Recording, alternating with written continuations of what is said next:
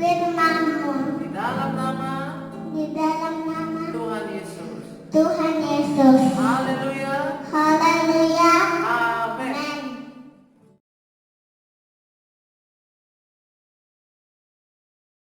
Shalom Bapak Ibu Saudara yang dikasihi Tuhan. Bagaimana kabar hari ini? Saya percaya kabar kita luar biasa.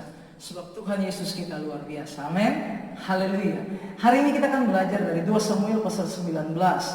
Saya akan bacakan di dalam ayatnya yang ke-7. Oleh sebab itu, bangunlah, pergilah keluar dan berbicaralah menenangkan hati orang-orangmu. Sebab aku bersumpah demi Tuhan, apabila engkau tidak keluar, maka seorang pun tidak akan ada yang tinggal bersama-sama dengan engkau pada malam ini. Dan hal ini berarti celaka bagimu melebihi segala celaka yang telah kau alami sejak kecilmu sampai sekarang. Bapak Ibu Saudara yang dikasih Tuhan, hari ini kita akan belajar kemenangan yang dialami oleh Daud. Itu menjadi sebuah hal yang sangat riskan. Kalau saya boleh katakan, hal yang sangat berbahaya. Sedikit saja apa yang Daud lakukan itu salah, maka itu bisa berubah kembali menjadi kekalahan yang mengerikan, seperti yang Yoab katakan. Makanya di dalam ayat ini menjadi sebuah perenungan yang penting, yaitu kita akan belajar dalam satu tema, yaitu bagaimana caranya kita mengisi, bagaimana caranya kita merangkai kemenangan. Seperti yang Bapak Presiden kita yang pertama pernah berkata, lebih sulit mengisi kemerdekaan daripada memperjuangkan atau merebut kemerdekaan.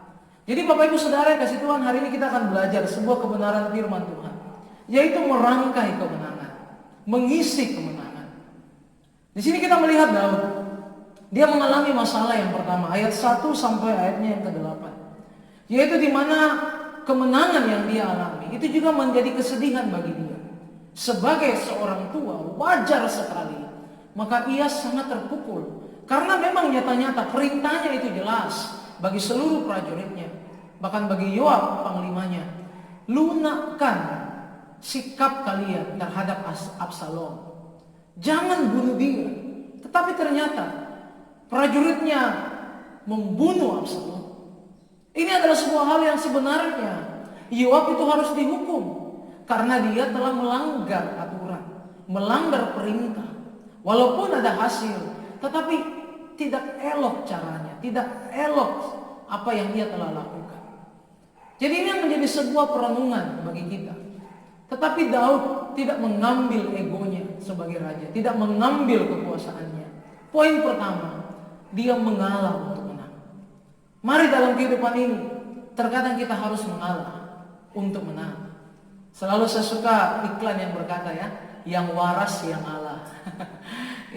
Kita nggak usah bermain urat syaraf, bermain emosi-emosian di dalam setiap apa yang telah kita alami. Jadi mari hidup ini, poin pertama, mengalah untuk menang. Ada waktunya nanti pembalasan akan terjadi bagi Yoab. Nanti ketika Salomo menjadi raja, Salomo yang akan membunuh Yoab.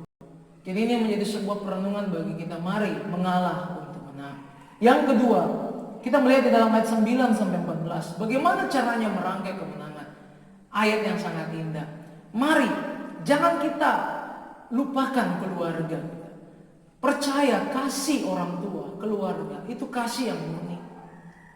Hari-hari ini, kalau kita melihat di dalam ayat 9 sampai ayat yang ke-14, bagaimana Daud itu lebih mengirim surat itu bukan kepada seluruh orang Israel, tetapi kepada satu sukunya, yaitu suku Yehuda saja. Bahkan dia berkata ayat 12, kamulah saudara-saudaraku, kamulah darah dagingku, mengapa kamu menjadi yang terakhir untuk membawa raja kembali? Akhirnya ayat 14, berkatalah orang Yehuda, kembalilah tuanku dan semua anak tuanku. Jadi yang menjadi sebuah perenungan bagi kita bahwa kasih yang murni itu adalah keluarga. Makanya enggak usah kita sangkal lagu itu harta yang paling berharga adalah keluarga. Saya selalu berkata kepada anak-anak muda, bertobat. Jangan baru kenal si doi baru 1 tahun sudah buat kita terus melawan orang tua, membantah orang tua. Disuruh mengepel rumah, tapi doi telepon jemput saya, langsung lari kayak mami apa. Hati-hati kasih orang tua itu kasih yang paling murni. Kita melihat suku Yehuda itu kasihnya murni sama Daud. Kenapa? Kita akan melihat nanti di dalam pasal 20. ketika ada lagi orang memberontak menghasut seluruh orang Israel malah memberontak lagi sama Daud. Hanya suku Yehuda yang tetap berpaut kepada Daud, mengantar Daud sampai ke Yerusalem. Jadi ini menarik sekali. Maka jangan kita suka untuk hebat di luar, tetapi bobrok di dalam rumah. Mari kasih suami, istri, anak, orang tua, itu kasih yang paling murni. Ya, jadi mari untuk mengisi kemenangan, mengisi apapun, merangkai kemenangan yang Tuhan sudah berikan. Mari terlebih dahulu prioritaskan keluarga kita. Haleluya ya. Berikan yang terbaik. Banyak nanti kalau sudah PSBB tidak berlaku ya, jalan-jalan dengan keluarga. Haleluya. Jangan duluan langsung ke rumah teman ya. Mari kita mengingat ya, bersama-sama keluarga kita untuk melayani Tuhan. Amin. Haleluya. Yang ketiga, apa yang kita harus lakukan dalam mengisi atau merangkai kemenangan? Di sini kita melihat hati-hati dengan orang yang memiliki lidah yang bercabang. Yang ketiga, hati-hati dengan orang yang memiliki lidah bercabang. Simei bin Gera, ya, dia itu pada saat Daud mengungsi kalah ya dari Absalom, maka Simei datang mengutuki Daud. Tetapi ketika Daud menang terhadap Absalom, dia menjadi raja kembali atas seluruh Israel. Simei datang menyumbang, aduh minta maaf yang kemarin saya lakukan salah, aduh. Nah, ini orang yang bercabang, lain di mulut, lain di hati. Ya, serigala berbulu domba. Ini yang menjadi sebuah hal yang masalah ya, karena betul itu. Ketika orang menang, akan banyak orang yang datang kepadanya. Ketika orang hebat, ya, orang banyak datang kepadanya. Tetapi ketika orang itu jatuh, akan sangat sedikit orang yang tetap berpaut padanya. Makanya Bapak Ibu Saudara yang dikasih Tuhan, sahabat itu diukur dari kesusahan. Sahabat itu teruji oleh waktu dan kesulitan. Ya, jadi hati-hati dengan orang yang berlidah bercabang. Yang selanjutnya dalam ayatnya yang ke-24 sampai ayatnya yang ke-30, kita melihat kita harus bersyukur untuk orang yang tulus, tetap mengikut kita, tetap mendukung kita, tulus, tidak mau ambil keuntungan. Hari-hari ini ada banyak orang mengikut kita demi sebuah keuntungan. Tetapi hari ini kita melihat Mephiboset, walaupun saat itu dia adalah korban hoaks, dia tidak protes kepada Daud, dia tidak marah, Raja Daud, hukum itu Siba, dia itu sudah memfitnah saya. Tetapi ketika Daud berkata, ya sudahlah sih Mephiboset, saya sudah terlanjur bilang, biarlah kalian bagi dua ladang itu. Apa yang Mephiboset katakan? Ayat 30. Berkatalah Mephiboset kepada raja, biarlah ia mengambil semuanya, sebab tuanku raja sudah pulang dengan selamat. Itu artinya apa? Mephiboset sama sekali tidak menaruh harapan, tidak menaruh ya apa yang menjadi motivasinya kepada ladang atau harta kekayaannya, tetapi hanya kepada keselamatan Raja Daud. Saya selalu bersyukur ya dengan orang-orang seperti Mephiboset, dan saya percaya kitalah orang-orang itu. Amin. Kitalah orang-orang itu. Mari jadi orang yang tulus. Kita mengikuti sesuatu, kita berbuat pada sesuatu bukan dengan maksud ada udang di balik batu, ya, tetapi dengan maksud untuk memuliakan nama Tuhan. Amin. Haleluya. Dan selanjutnya, bagaimana caranya kita mengisi kemenangan? Di sini kita melihat Barsilai. Raja Daud tahu apa yang Barsilai lakukan kepadanya. Raja Daud ingat. Raja Daud mengalami sebuah masa-masa yang sukar dan Barsilai datang membantu dia. Ketika Daud mengalami kemenangan, dia membalas jasa kepada Barsilai. Tapi Barsilai bilang, saya sudah tua, ini anak saya.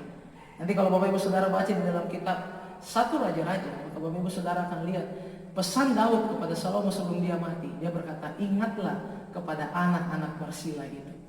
Jadi mari Bapak Ibu Saudara, poin yang ketiga, poin yang keempat maksud saya, mari hidup ini jangan kita lupakan jasa orang, tetapi jangan juga berhenti pada sampai ke orang tersebut, tapi sampai ke anak-anaknya. Ya, ini yang Daud lakukan kepada Barsilai dan anak-anaknya. Dan selanjutnya ayat 40 sampai ayatnya yang ke-43 kita belajar ya.